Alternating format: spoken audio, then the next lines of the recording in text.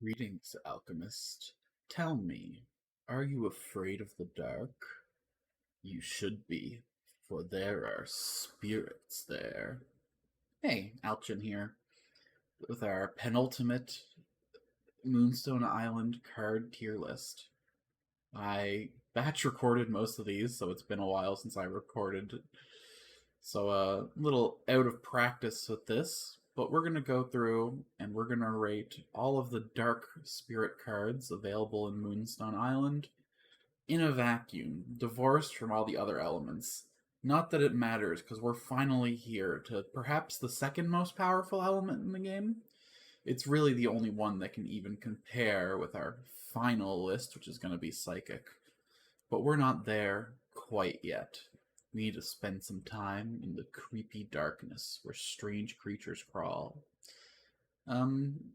This is probably going to be the last element that you're going to get access to in the game. It's possible you get them before ice, but their levels are so high that you'd have to get pretty lucky or overlevel your spirits to get dark before ice, and it's quite, quite, quite a good payoff. There is some interesting, powerful stuff in here. So let's get to it. Not an example of a particularly powerful card is Blood Magic. Well, it is powerful. Blood Magic is 3 energy, steal, 5x power, HP. So since it's not damage, because it's steal, that's both deal damage and heal. So it's a 10x power swing for 3, which is quite a bit above rate. But 3 is pretty expensive, and it exhausts itself afterwards. It's also the rare hidden 5-star card in the Dark List, so it's pretty tough to get this card to begin with. I think we're going to put this B for Blood Magic. It's a powerful card, don't get me wrong. In any other element, it would probably be an A-tier card, and it might even get bumped up later when we do our adjustments.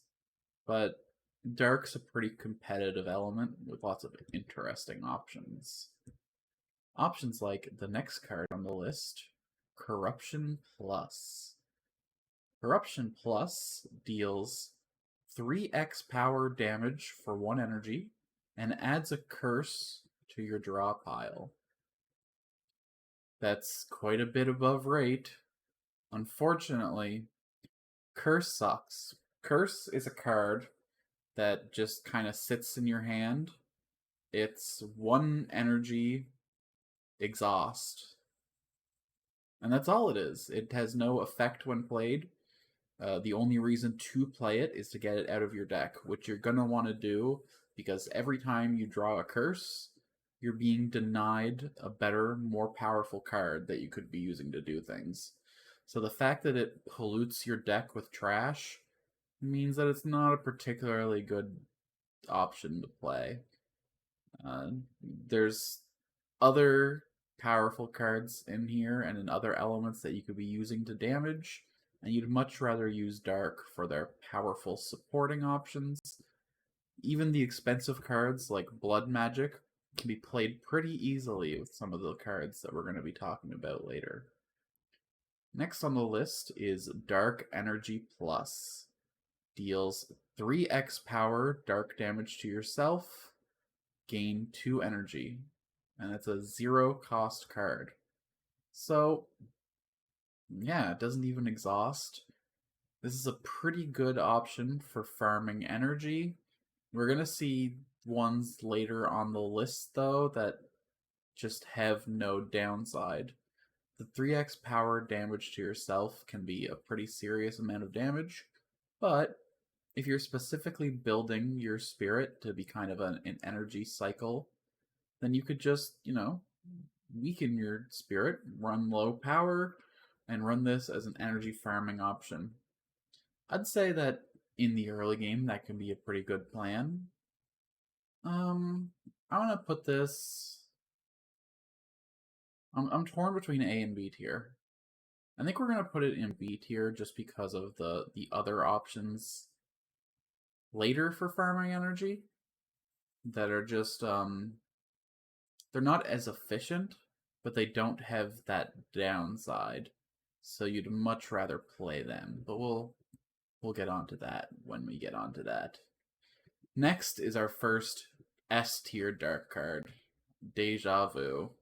I'm not gonna try to run any mystery, any mystique. This is just a very powerful effect. 1 energy. The next card you play this turn is not discarded. That includes if you play a card with exhaust. So you can use this card to cheat powerful cards. Hold on to them in your hand for multiple turns in a row. Keep playing them over and over again. Well, I suppose I'd have to have Retain to hold them for multiple turns, but you could play the same card a few times in a turn, or you could play it once and just not exhaust it.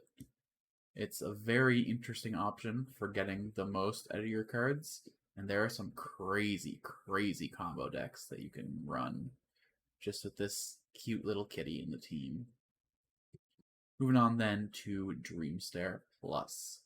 Steal a random card from all enemies and place them on top of your draw pile for 0. So I think we have to put this in the D tier. The problem with Dream Snare is that if you've built yourself a good deck, then you're not going to want the enemy's cards. They're just going to be worse than the cards you put in your own deck.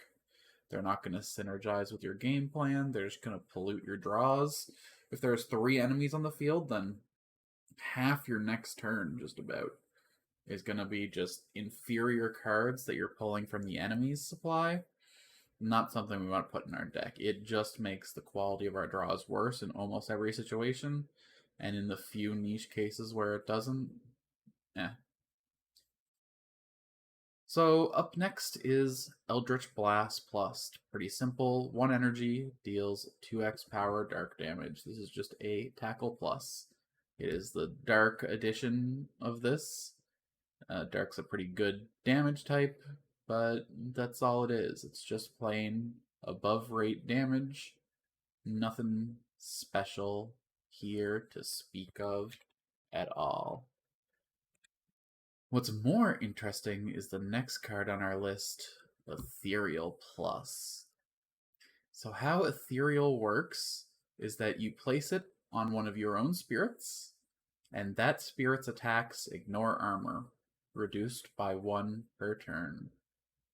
So you play your 1 energy Ethereal Plus, you gain 2 stacks of Ethereal, so for this turn and the next turn, your attacks completely ignore armor. A tier, incredibly powerful. Your attacks ignore armor, but if they're weak to dark, you can still shred their armor while doing the damage, because even though it ignores armor, it still chips away at it. And otherwise, it's just a way to get past high armor enemies. You know, you're doing a guardian fight, you're fighting one of the bosses. Instead of spending turn after turn bashing away, you can just get right to their health pool. It's, you don't get those crazy 1.5x damage turns that you would get if you stun them, and you don't get the turn off. But if they have a large armor pool that would take time to tear down, it can end up increasing your total damage quite a bit and help you end the fight long before you would normally peel away at their armor. So we're happy to have Ethereal Plus as an option. There are some decks where it doesn't quite fit, but in the decks where it does, you're happy that you have it. Next on the list we have Forbidden Force Plus. This deals for 1 energy 0.5x power dark damage to an enemy and yourself 7 times. So 3.5x power total. Because it's multi-hit, it scales with stuff like charge. But you do the damage to yourself as well. In Fire, I gave Explode a pretty high rating, because within Fire, it was a pretty strong card. Forbidden Force is about the same strength, but we have better options in Dark. We're going to put this in the B tier here. We don't really want to hurt ourselves that much, even if it's part of Dark's identity. And if we were going to hurt ourselves, we'd rather do it for the energy, for the dark energy. So unfortunately, we're going to put Forbidden Force here. Maybe if you're playing a Lifesteal plan, or maybe like a Dark Clock healing plan, you'd value this a little bit more. This could be an A tier card in one of those decks. But for the general Dark plan, we're just going to put it in the B tier for now. Consider next Horrify Plus. 2 energy, deal 2x power dark damage to all enemies. This is just our standard AoE damage card. Hooray. 3x damage against 3 enemies for 2, 4x against 2 enemies, 2x against 1 enemy. So strong at the start of the fight, mediocre at the middle, and weak when you're down to 1 opponent. A B tier card. Alright. Mind Sliver Plus is next on the list. Deal 2x power dark damage to a random enemy, and possibly yourself, 3 times. So, I haven't tested this card, if I'm being honest. I think that it's guaranteed to hit the enemy all 3 times, and there's a chance of it hitting you each of those times, but there's no indication of what the odds are. It's 2x power for 2, so ends up being 6x power to an enemy. That's considerably above rate. But it can also do between 2 and 6x to yourself if it works the way I believe it works. Probably should have taken the time to test this card. You know what? Let's do that. And we're back from our little testing session.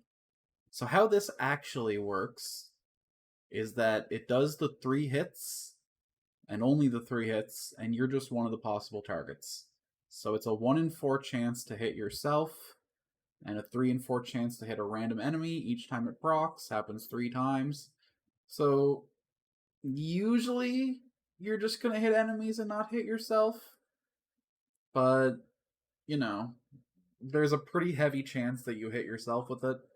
You might hit yourself a couple times with it. Basically a 1 in 4, and then a 1 in 4, and then a 1 in 4 chance. I don't remember probability well enough to know exactly what the odds are of hitting yourself, but it's too dang high. We're going to put that in the D tier. Just not worth it at all, really. Just too risky a card, especially when you're paying 2 energy for it. That's a lot of energy to spend to possibly screw yourself over. We're not happy with it. We're moving on to Necronomicon. 0 energy card. Shuffle a Blood Rites into your draw pile. What's a Blood Rites, you might ask? Well, Blood Rites is a 0 energy card. Deal 1 damage to yourself. Put a Cosmic Horror on top of your draw pile. Wait now. What's a Cosmic Horror? 1 energy. Deal 4x power dark damage to all enemies. Exhaust. So, against 3 enemies, that's 12x power for 1. Incredibly efficient damage card. But you have to draw 2 cards after the initial play to be able to use it. If you're playing a fast deck that burns through cards pretty fast, and that's pretty easy to do with the card we're going to talk about after this, you can get to this reasonably quick and do a pretty crazy amount of damage to. You take negligible damage to yourself, a small sacrifice of blood. 1 damage is almost never ever going to be a make or break point.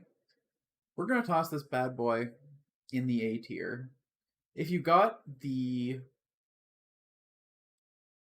the payoff immediately if you got the Cosmic Horror right away, or even one card down the line. This would probably be an S tier card.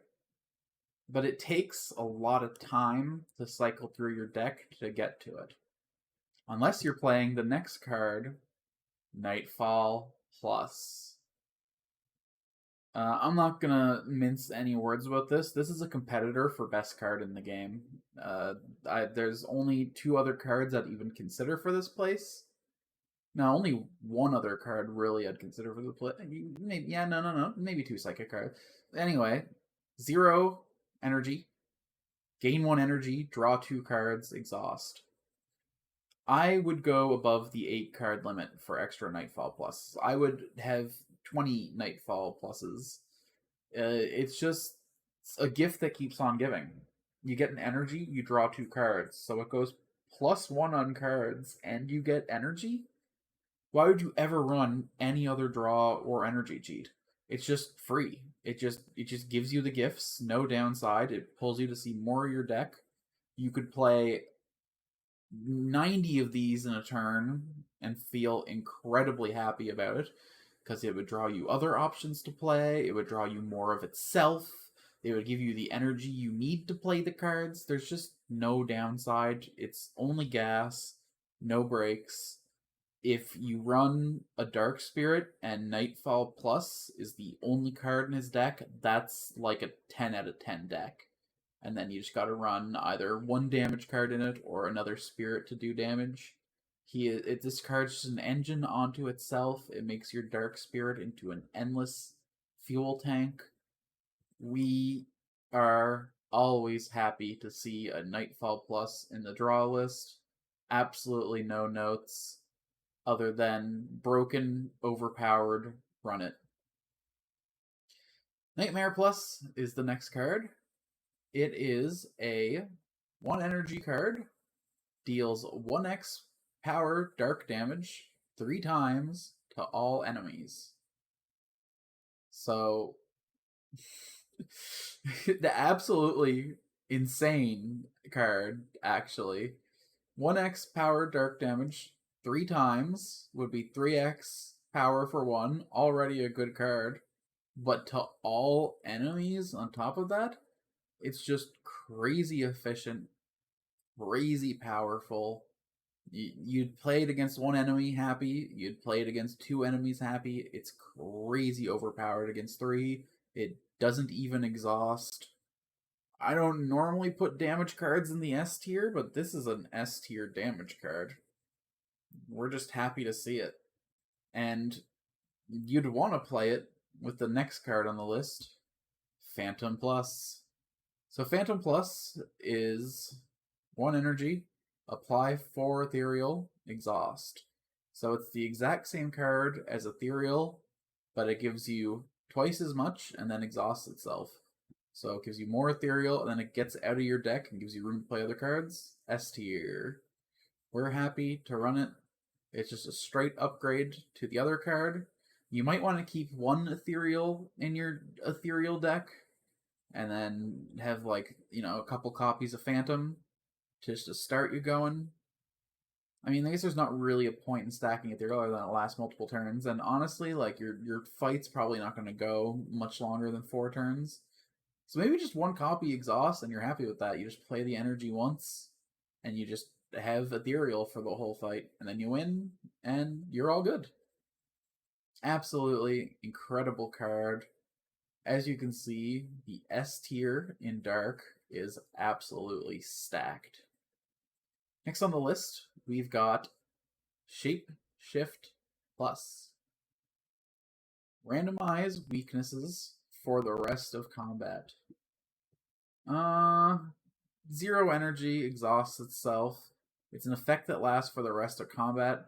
Basically, the only time you ever want to play this card is if you're weak already to all the enemies. Because then you might get resistances. I don't think you necessarily even want to play, because the enemies will never resist your attacks. At most, you'll hit neutral. So even if you're, like, trying to fish to give enemies dark weakness, you might just end up making yourself weak to them. So it's a bad card. Is it D rank bad or C rank bad? I think I'm going to put it in C rank because there's at least one use case scenario where this isn't an absolutely trash card, but it's a pretty narrow scenario. Into the bottom of C it goes. Probably not going to be anything that goes below it there. It's a C tier bordering on D tier card. Basically, the only time you ever want to play this is if your, spirits are all weak to the element that the enemy's using, and maybe you could fish to be neutral to them instead. So against a mono enemy team, basically. So don't use it in the Infinite Dungeon. Use it in the temples, I guess, if you're running a team that's weak to that temple. Same with the dungeons, and that's the only use case. A card with a much better use case, though, is Spectral Hand. Deals 1x power dark damage, applies 1 Ethereal. So it's a 0 energy damaging card that also gives your own spirit Ethereal. Cool. We're gonna put that in the A tier. It's infinitely efficient on the damage. It's just a single card that you can play no matter what if you draw it, and it gives you the ethereal stacks that you need to, do follow up on the turn. You wouldn't want to run like multiple copies of these in your deck. I think you'd rather run just a copy of Spectral Hand, so that there's like a good chance of you having other more damaging cards like Nightmare to follow up with. But like if you play a Spectral Hand and then a couple Nightmares, it's a pretty good turn. You might even put it at the top of... We're going to put it over Necronomicon for sure. And yeah, it's more efficient than Ethereal. You get less Ethereal stacks, but it's free, and it also has the damage tied to it. Not as good as just getting 4 Ethereal for 1, though. And if you're running Ethereal already, if you're running Phantom already, you probably wouldn't want to put a Spectral Hand in your deck. But I mean, maybe. Spectral Hands are harder to get than Phantom. Phantom Plus is a 1-star card, which is weird. Most upgrades usually gain a star. It's very weird that Phantom's a 1-star card and then it upgrades into another 1-star card. I don't think I've seen any other card that does that. Fascinating. Moving on to Steal Life Plus. 1 energy, exhaust, steal 1.5x power HP. So that's a 3 energy swing for 1. It's less efficient than Bloodright, but it's cheaper than Bloodright. I'm actually going to put it over Bloodright. Energy, of course, is really easy to come into in Dark. But if you're going to spend a bunch of energy, you don't want to do it on Bloodright Plus because you're probably wasting a lot of the heal. You're probably pretty close to full. If you're playing a Dark deck, you're ending the fight pretty quick. But sometimes Steal Life, just to top up, is pretty nice. And then it gets out of your deck and out of your way. This is crazy. It's literally less efficient. But I think just because it's cheap, that gives you just like a little bit of flex value. And at the end of the day, a 3x power swing for 1 is a pretty dang efficient card. Okay, up next is Summon Plus. 1 energy, draw 5 cards, and gain 1 curse to your draw pile. This is tough for me to rank. Obviously, draw 5 for 1 is really powerful, but then you get the curse in your draw pile. I think this is better than the other curse card, because you can essentially think of this as draw 5 for 2, whereas Corruption was deal 3x power for 2, because you had to play the curse. And you get the curse in your draw pile, and you don't get any extra card draw for it, so it makes you card negative. This is as good as drawing 4 instead of drawing. So yeah, it's draw 4 for 2 is how this works out, because you have to draw the curse and you have to play the curse. So it ends up costing you an extra card and an extra mana, energy. That's still pretty good though. We're gonna put this in the A tier. You'd rather your deck just be a bunch of Nightfalls any day of the week, but if you don't have the Nightfalls for whatever reason, Summon Plus is a decent card engine. Just play the curse immediately so you don't have to see it later in the fight. Second you draw it, just pay the tax, get it out. Because if you play this multiple times and you don't delete the curses, you're going to have a real bad time. Up next is Thought Thief. Steal a random card from one target's deck and place it on top of the draw pile. This is better than Dream Snare tier. But I think we'd actually rather Mind Sliver over either of them. We'd rather hurt ourselves than take cards from the opponent's deck. Maybe they have a crazy cool card in their deck that you want to run, but it's not worth the risk. You're probably gonna get some stanky trash. Don't run this. Please. It's a funny archetype, but you're just making your deck worse. Wild, I know. Wild like Wild Magic. A 1 energy card deals 3x power dark damage to one target or possibly yourself. So you pick an enemy, you flip a coin, either you take 3x dark damage or they take 3x dark damage. Worse than Mind Sliver because the odds are higher that you eat the damage. It's more targeted on the enemy, I guess. But there's just so many more efficient cards. Nightmare does the same damage to all enemies without having a chance of hitting yourself. Just play Nightmare instead. Never look at Wild Magic Plus. You'll be happy. Alright. And that's it. We've gone through all 20, I believe, cards. Yep, 20. We want to adjust any of these within the tiers now, though. I don't know. A small part of me thinks that Blood Magic should maybe... But then Dark Energy would also have to move up. I don't know. I think that Dark Energy would probably be a high A or even an S tier card if Nightfall didn't exist. But Nightfall's so good that it kind of suppresses all other card draw and damaging options.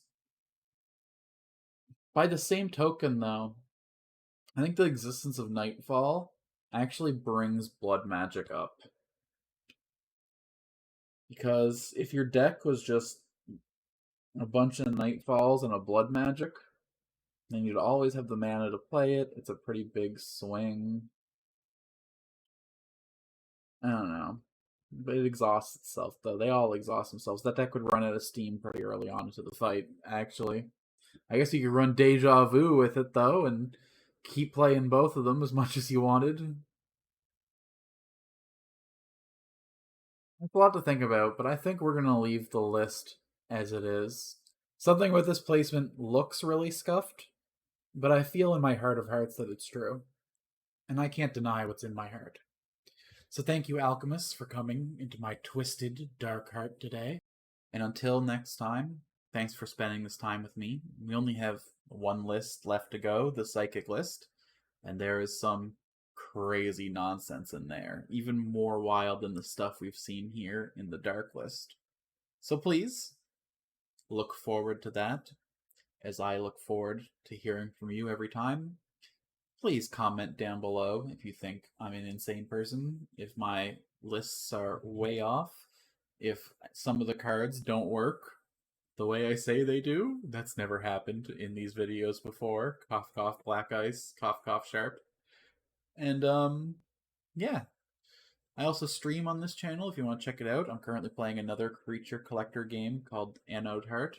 at the end of my psychic video, I'll have some time to rant about how much I love that game as well, but I'll leave it out of this one.